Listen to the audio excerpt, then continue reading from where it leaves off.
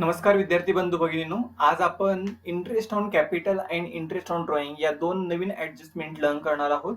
आतापर्यंत मी एकूण हे 7 प्रकारचे बघा वेगवेगळे तुम्हाला अशा ऍडजस्टमेंट सांगितलेले आहेत. आता आपण 8व्या प्रकारचे ऍडजस्टमेंट बघतो. त्याच्यामध्ये आपण दोन ऍडजस्टमेंट लर्न करणार आहोत. Interest on capital. तर इंटरेस्ट ऑन कॅपिटल म्हणजे काय? So businessman provide money to the business. So when we are going to give interest on our capital, that is expenses of the business concern and that is income of the partner. तर बघा, interest on capital म्हणजे याचा परिणाम सांगितलाय तुम्हाला show on profit and loss account debit side. म्हणजे एक परिणाम तुम्हाला कुठं सांगितलंय? प्रॉफिट अँड लॉस अकाउंटच्या डेबिट साइडला. आणि सेकंड इफेक्ट कुठं सांगितलंय तुम्हाला? पार्टनर्स कॅपिटल अकाउंटच्या क्रेडिट साइडला घ्या किंवा इथे कॅपिटलमध्ये ऍड करा. पण समजा तुम्हाला पार्टनर्स कॅपिटल अकाउंट न करता मी इथं काय केलेलं आहे? पार्टनर्स कॅपिटल अकाउंटचे बॅलन्स लायबिलिटी न घेता त्याची सेपरेट अकाउंट केलेलं आहे. आणि तुम्ही सुद्धा पार्टनरचे कॅपिटल अकाउंट करणं आवश्यक आहे. केव्हा? जेव्हा इंटरेस्ट ऑन कॅपिटल आणि इंटरेस्ट ऑन ड्रॉइंग अशा ऍडजस्टमेंट असतील तर. का? तर इंटरेस्ट ऑन कॅपिटल आपल्याला कॅपिटलमध्ये ऍड करतो. म्हणजे ही साईड म्हणजे काय असते माहिती आहे का? ऍड करायची. आणि ही साईड म्हणजे काय? लेस करायची असते. म्हणजे समजा आपण इथे कॅपिटल घेतलं असतं तर आपण ड्रॉइंग आणि इंटरेस्ट ऑन ड्रॉइंग काय केलं असतं? कॅपिटल मधून लेस केलं असतं. आणि समजा इथं आपण कॅपिटल घेतलं तर हे इंटरेस्ट ऑन कॅपिटल आणि प्रॉफिट जो बिझनेसला झालेला आहे तो आपण काय केला असते? तर ऍड केला असता. म्हणजे ही साईड जी असते ती कुठली असते? आपली प्लसची. आणि ही साईड कुठली असते? आपली मायनसची. ठीक आहे. तर आपण एक एक घटक बघू आणि नीट समजून घेण्याचा प्रयत्न करून घेऊ. ठीक आहे. So interest on capital. आता बघा, हे इंटरेस्ट ऑफ हे रेड लाईट मी तुम्हाला हायलाइट करून दाखवलेलं आहे. तुम्ही बघू शकता इथं, आहे का नाही? तर हे रेड अक्षरामध्ये आहे, ते नीट बघून घ्या आणि समजून घेण्याचा प्रयत्न करा. सो इंटरेस्ट ऑन कॅपिटल, समजा तुम्हाला ऍडजस्टमेंट दिलेली आहे. Interest on capital is to be provided at 5% per annum. आता मी इथं ऑलरेडी लिहून ठेवले, अगोदर मी 0 करतो व्हॅल्यू आणि आपण बघू. आता तुम्ही बघू शकता बिझनेसचं प्रॉफिट किती आहे? 71,700 रुपये आहे. आणि ते 71,700 रुपये हे दोघांमध्ये इक्वली डिस्ट्रीब्यूट केलेले आहे, संजय आणि दीपक मध्ये. तर हे प्रॉफिट पार्टनरचे इन्कम आहे. पूर्वी का पार्टनरचं बॅलन्स होतं 50,000 रुपये, परंतु हा प्रॉफिट झाल्यामुळे त्यांचं एकूण किती? 35,850 ने त्यांचे कॅपिटल वाढलेलं आहे. पण ड्रॉइंग आणि इंटरेस्ट ऑन ड्रॉइंग मायनस केल्यानंतर ही रक्कम राहिली आणि ती शेवटी इथं घेतलेली आहे.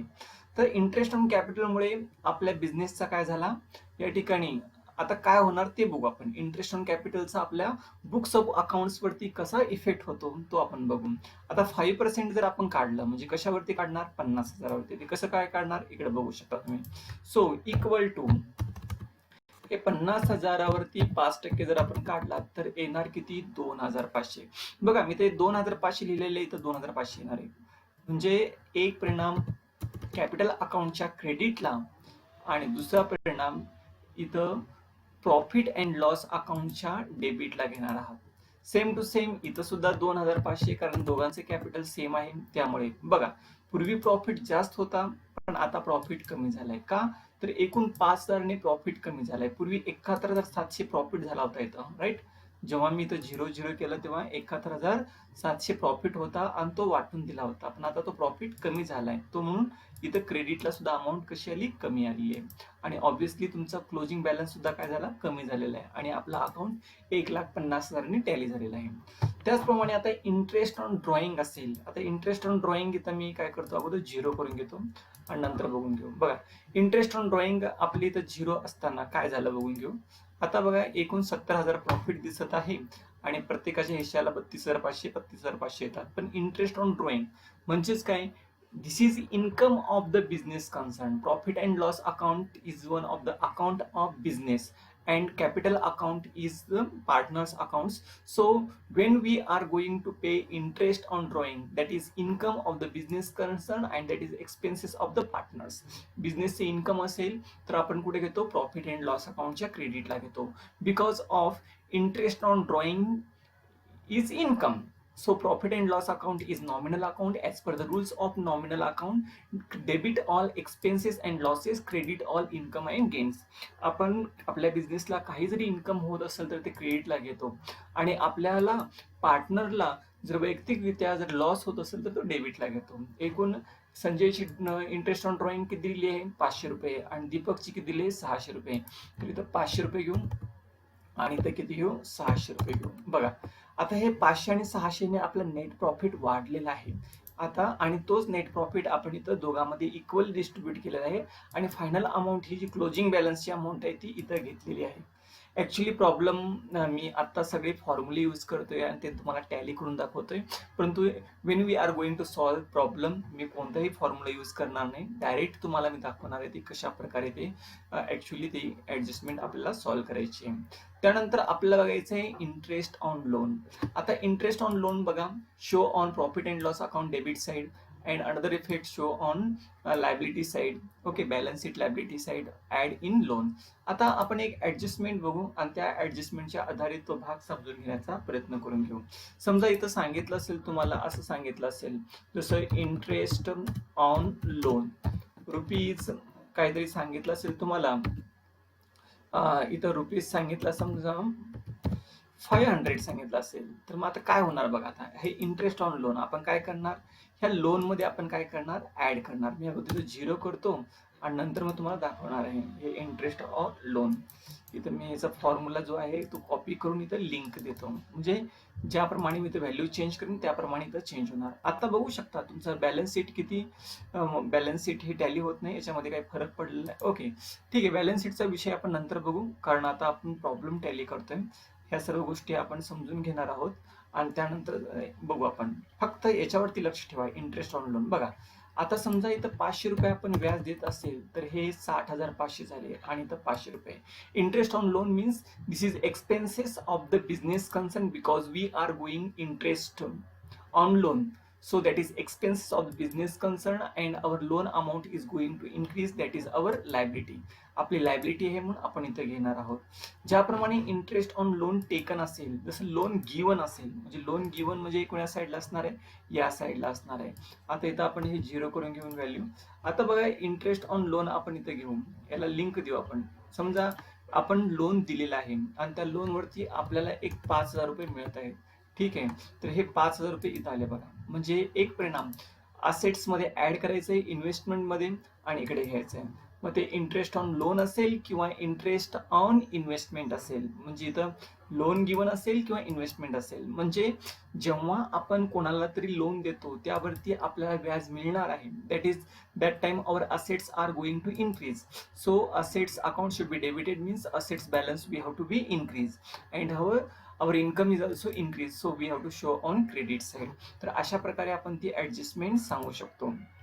त्यानंतरची आपल्याला बघायचं आहे ऍडजस्टमेंट, ती आहे insured goods destroyed by fire. आगीमध्ये माल जळून नष्ट झाला असेल तर त्या ऍडजस्टमेंट कशा आहेत त्या आपण बघून घेऊ आपण. ठीक आहे, समजा इथे एक ऍडजस्टमेंट सांगितली आहे तुम्हाला. कोणती सांगितलेली आहे की गुड्स, बरं ही ऍडजस्टमेंट अगोदर घेऊ. गुड्स डिस्ट्रॉइड बाय, एक मिनिट हे डिलीट करून टाकू. ओके हां, तर बघा आता गुड्स डिस्ट्रॉइड बाय फायर, आगीमध्ये एकूण 8,000 रुपयाचा माल नष्ट झाला होता आणि इन्शुरन्स कंपनीने आपल्याला दिले किती 6,000 रुपये. तर मी हे सगळ्या गोष्टी इथे मी काय करणार आहे, ह्या सगळ्या गोष्टी मी इथे कॅन्सल करणार आहे अगोदर. पहिल्यांदा इथं मी 0 करून घेतो, इथं पण ही व्हॅल्यू 0 करून घेतो. ठीक आहे, तर ही पण व्हॅल्यू 0 करून ठेवू. आता बघून घ्या म्हणजे काय होणार बघू. आता या ठिकाणी गुड्स डिस्ट्रॉइड बाय फायर, एकूण किती रुपयाची वस्तू आपल्या बिझनेस मधून गेलेली आहे 8,000 रुपयाची. ठीक आहे, एक परिणाम क्रेडिटला 8,000 पैकी 6,000 आपल्याला भेटत आहेत. हे 6,000 रुपये इथे घेऊ आपण. एकूण किती भेटले आपल्याला 6,000 रुपये भेटले आणि आपल्याला भेटत नाहीत किती 2,000 रुपये. तो ऍक्च्युअल लॉस आहे, तो आपण कुठे घेतो डेबिटला घेणार आहोत. म्हणजे याचे 3 ठिकाणी परिणाम झाले. एक परिणाम ट्रेडिंग अकाउंटच्या क्रेडिट साईडला आणि दुसरा परिणाम प्रॉफिट अँड लॉस अकाउंटच्या डेबिट साईडला ऍक्च्युअल लॉस. ऍक्च्युअल लॉस म्हणजे काय, आपल्याला 8,000 मधून एकूण 6,000 मायनस करायचे, म्हणजे एकूण 2,000 रुपये आपला लॉस म्हणून इथं दाखवायचा आहे आणि हे 6,000 रुपये इथं दाखवलेत. आणि अशा प्रकारे आपली बॅलन्स शीट टॅली झालेली आहे.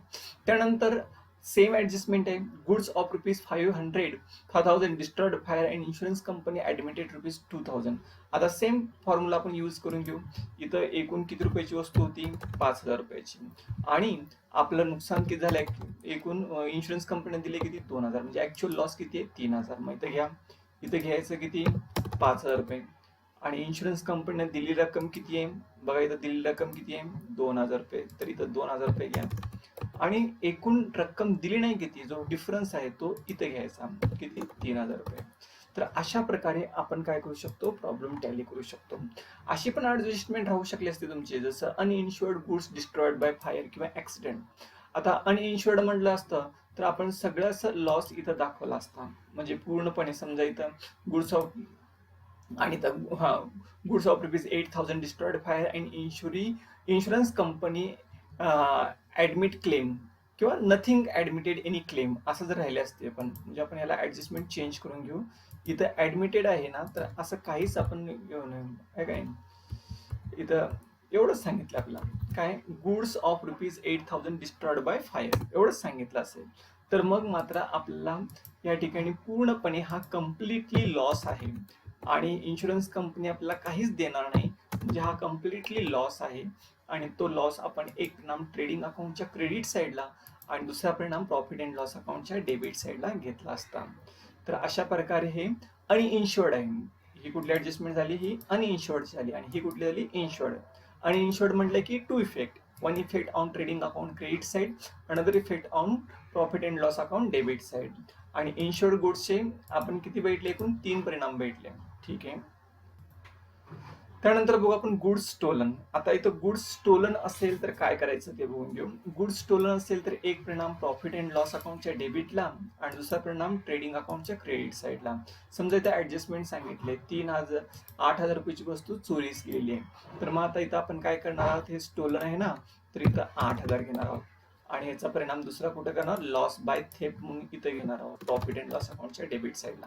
म्हणजे एक परिणाम ट्रेडिंग अकाउंटच्या क्रेडिट साईडला, दुसरा परिणाम प्रॉफिट अँड लॉस अकाउंटच्या डेबिट साईडला. गुड्स म्हटल्यानंतर मोस्टली ट्रेडिंग अकाउंटच्या क्रेडिट साईडला ऍडजस्टमेंट घ्यावेत, जसं goods distributed as free sample, goods taken by partner for personal use असेल, किंवा गुड्स स्टोलन असेल, गुड्स डिस्ट्रॉयड इन ऍक्सिडेंट असेल, असं काही असेल. म्हणजे गुड्सशी रिलेटेड ज्या काही ऍडजस्टमेंट असतात मोस्टली त्या ट्रेडिंग अकाउंटच्या क्रेडिट साईडला आणि एक परिणाम प्रॉफिट अँड लॉस अकाउंटच्या डेबिटला येतो. आता हे goods distributed as free sample. Free sample म्हणजेच काय? मोफत. आपण मोफत वस्तू वाटप केली, समजा इथे किती केली? 3,000 रुपये. तर एक परिणाम कुठे करणार? हे ट्रेडिंग अकाउंटच्या क्रेडिट साईडला करणार आणि दुसरा परिणाम कुठे करणार? प्रॉफिट अँड लॉस अकाउंटच्या डेबिटला करणार. तर अशा प्रकारे आपण प्रॉब्लेम टॅली करणार. तर त्यानंतरचे आपण ऍडजस्टमेंट बघू ड्रॉइंगचे. आता इथं ड्रॉइंग सांगितलं असेल तुम्हाला, तर ते ड्रॉइंग आपण काय करणार आहोत? ते ड्रॉइंग आपण दाखवू या ठिकाणी. काय? ड्रॉइंगचे सुद्धा 2 परिणाम होत असतात, एक ट्रेडिंग अकाउंटच्या क्रेडिट साईडला आणि दुसरा परिणाम पार्टनर्स कॅपिटल अकाउंटच्या डेबिट साईडला. Because every adjustment have 2 effects, one effect on credit side, another effect on debit side. So this is the personal expenses of the partner. That's why we have to be debit our partners capital account or current account. जर आपण partners capital account आणि current account केला असेल तर तो डेबिटला येणार आहे. आणि सेकंड इफेक्ट हे कुठे येणार आहे? ट्रेडिंग अकाउंटच्या क्रेडिट साईडला किंवा परचेस मधून लेस, असं दोन्हीही आपण करू शकतो. या साईडला परचेस घेतलं असतं आणि या ठिकाणी गुड्स टेकन जरी म्हटलं असतं तरी आपण हे दोन्हीपैकी चालणार आहे, पण हे अशा प्रकारे मोस्टली दाखवतात. ठीक आहे.